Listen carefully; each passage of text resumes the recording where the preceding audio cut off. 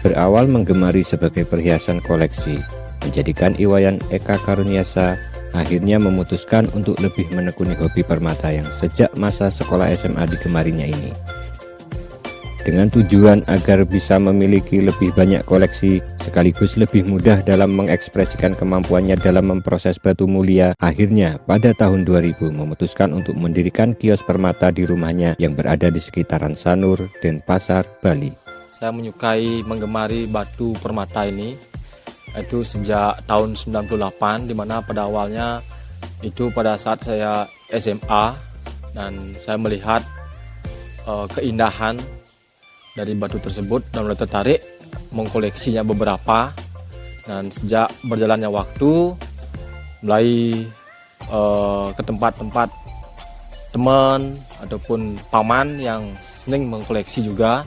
Di sana saya mulai tahun 2000 mulai mendalami dan akhirnya mencoba untuk menggosok sendiri dari sebuah bongkahan menjadi sebuah batu permata yang bisa dipakai sendiri.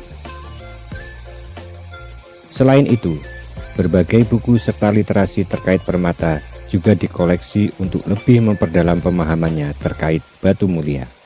Dan menurut pria yang juga akrab dipanggil Eka Kim ini, setiap permata dengan berbagai jenis dan karakteristiknya memiliki pancaran energi yang khusus.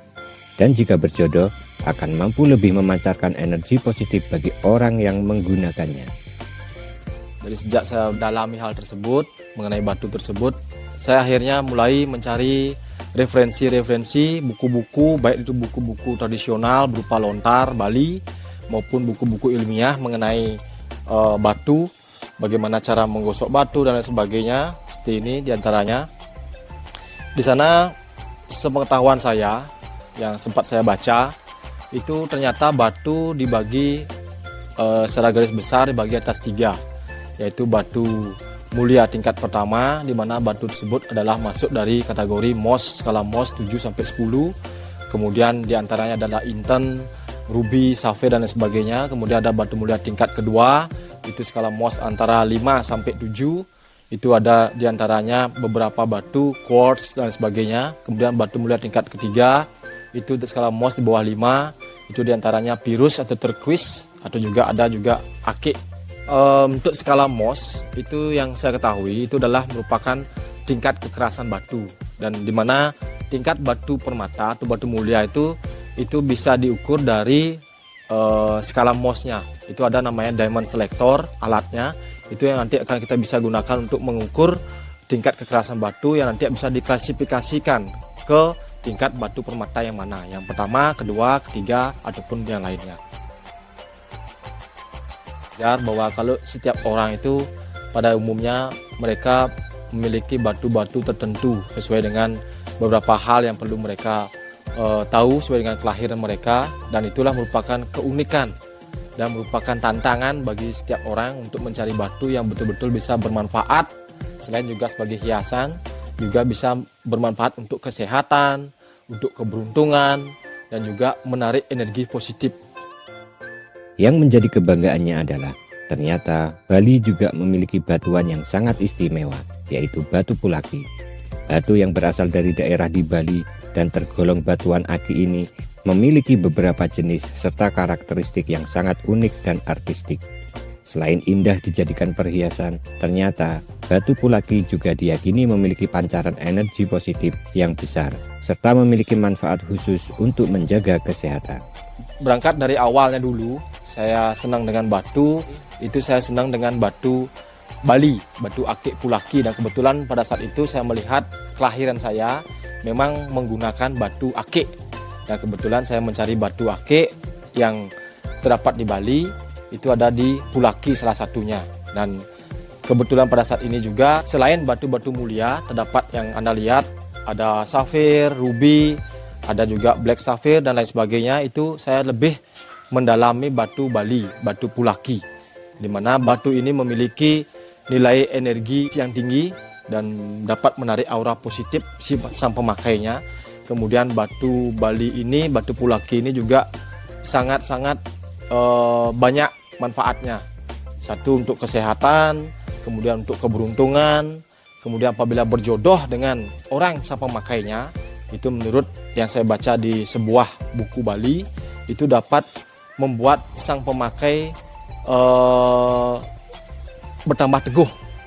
Dan yang pasti aura positif sang pemakai tersebut bisa terpancarkan. Untuk batu pulaki sendiri, yang saya ketahui, itu yang saya ketahui pada saat ini ada beberapa jenis, yaitu diantaranya adalah obsidiannya. Nanti di belakang nanti akan Anda lihat, ada obsidian, kemudian ada badar pulaki, kemudian ada tabur mas pulaki, kemudian ada kresna pulaki. Menurut Eka, dari jenis batu pulaki ada 2 jenis yang tergolong unik dengan nilai mahar yang tinggi, diantaranya yakni jenis tabur emas dan kresna pulaki. Dikarenakan selain keindahan karakteristik batunya, jenis ini juga sulit untuk didapatkan serta sangat rumit proses seleksi dan pengerjaannya. Pada saat sekarang ini banyak yang memburu atau banyak yang digemari adalah jenis yang sulit dicari, yaitu jenis tabur mas pulaki yang notabene pada saat ini disebut juga tunjung biru bias membah, dan juga kresna pulaki yang super, yang tembusnya hijau, batunya hitam pekat, setelah disenter itu tembusnya hijau. Itu yang dicari banyak orang, selain untuk aura positif juga untuk kesehatan. Batu pulaki, tabur emas, dan juga kresna pulaki yang istimewa itu tidak gampang. Dari 10 kilo bongkahan besar itu saya cuma mendapatkan yang istimewa cuma jadi 2 buah cincin saja. Yang tabur emasnya betul-betul merata dan porselinnya itu padat sekali. Jadi sangat sulit, dan karena itulah diburu saat ini. Makanya nilai ekonomisnya sangat tinggi sekali maharnya. Kenapa saya khusus menggemari dan mendalami untuk mengkoleksi maupun menyimpan batu pulaki ini, salah satunya tidak lain adalah untuk melestarikan untuk generasi berikutnya, agar mereka juga mengetahui bahwa kita di Bali memiliki batu-batu yang indah, yang istimewa, yang unik, baik dari segi spiritual maupun dari segi kesehatannya. Tentu, dengan segala keindahan dan keunikannya, serta bermacam manfaatnya, kelestarian batu pulaki juga harus tetap dijaga bersama untuk nantinya bisa diwariskan pada generasi mendatang.